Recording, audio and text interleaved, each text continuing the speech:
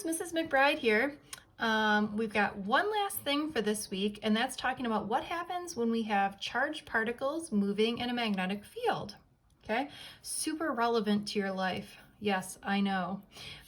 This particular part of this unit is kind of hard for me because not a lot of us are ever going to be working with this in real life. But it's always good to learn stuff that stretches your brain, right? Here's a quick joke for you. Where does a horse go when it's sick? It goes to the horsepital. All right, what you're gonna need for today is you're gonna need your calculator. You're also going to need your green sheet because we're gonna put a couple of different things on the green sheet. Okay, so what I was talking about was when we have moving charged particles, okay? So if a charged particle is moving in a magnetic field, a force is applied.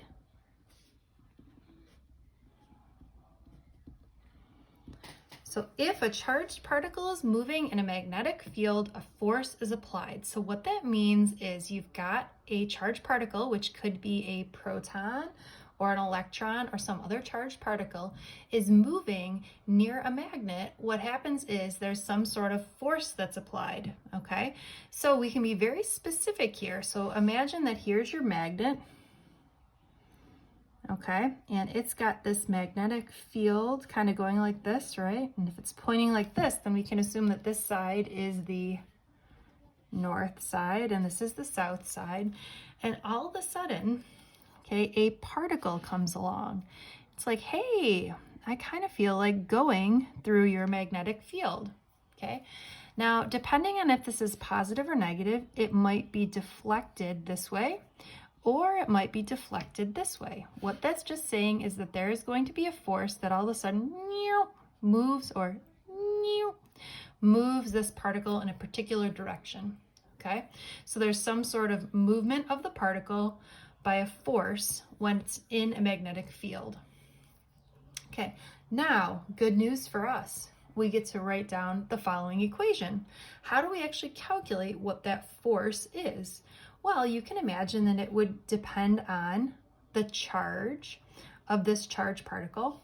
It would also depend on the strength of the magnetic field, and it also depends on this particle's velocity. You can imagine that if the particle is going really fast, then it's going to need a really strong force in order to deflect it in one way or the other, okay? So we've got this equation which says that FB, okay, now why do you think the B is there? Hopefully you said, well, that's the magnetic force, okay, is equal to QVB. Okay, so again, FB, this is the magnetic force. And all forces are measured in newtons. We know that Q is charge, and it's measured in coulombs. V is velocity. And as a reminder, this is meters per second. And B is your magnetic field. Okay, which again is measured in Teslas. Yes, we totally should be writing this on our green sheet. So here you go. Pause the video if you don't have your green sheet ready. So we just said that FB, or the magnetic force, is equal to QVB. Okay, so down here we need to write that FB is the magnetic force.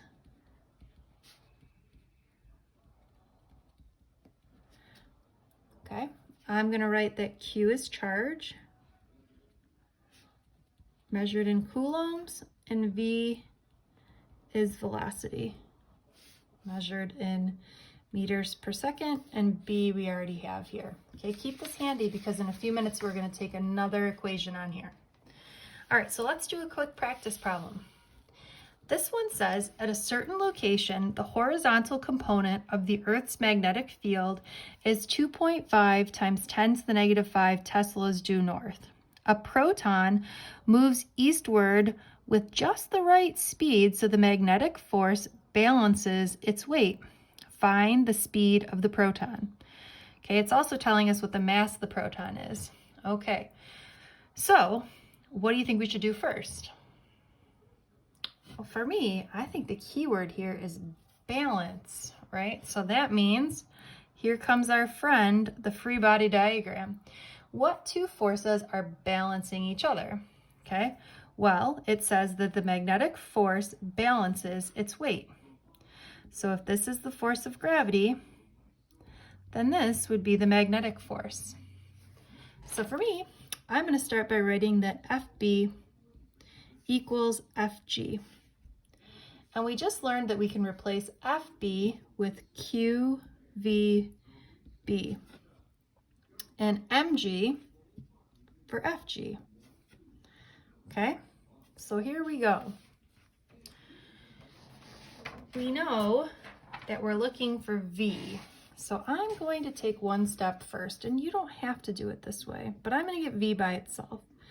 So I'm going to divide both sides by QB. When I do that, this goes away and this goes away, and I get that V is equal to mg over QB. And again, if you don't want to do it that way, that's fine. Okay. Now, what's the mass of a proton? It tells us that the mass of the proton is 1.67 e to the negative 27. And we know that little g is 10. Okay. And Q, ooh, this is tough. Think back into your brain, dig deep. What is the charge of a proton?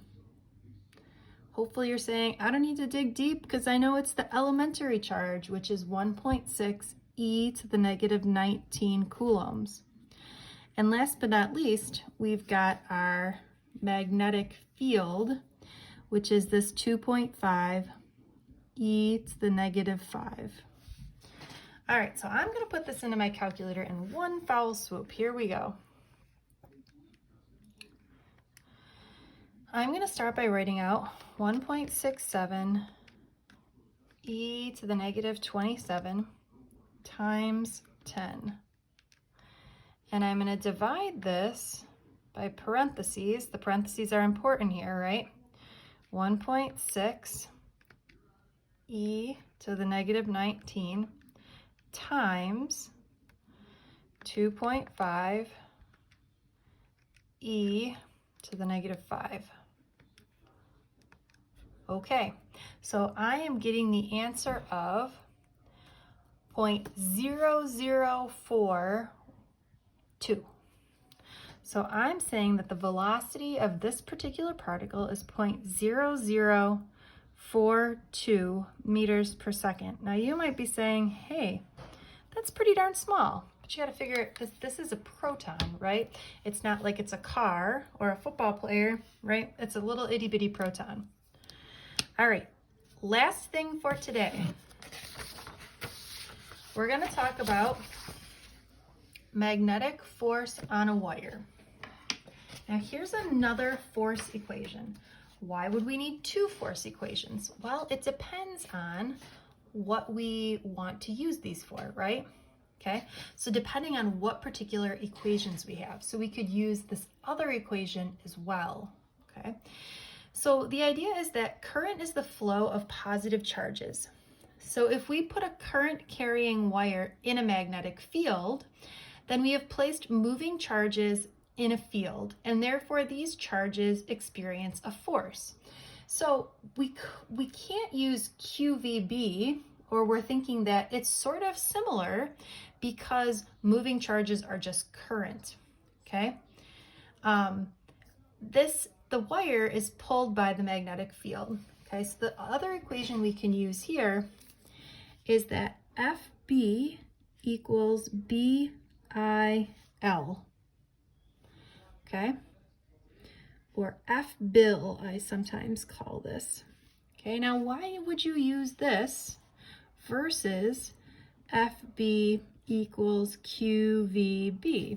Well, do you see how they both have FB and B in there? But this one has current, and this L stands for length, okay? Whereas this one has charge and velocity. So depending on what you have, you might need to use either equation, okay? So again, FB, this is the magnetic force.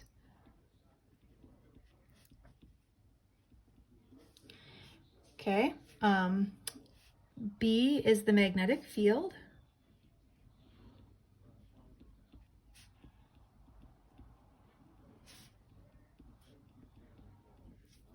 I is current. And L is the length of the wire.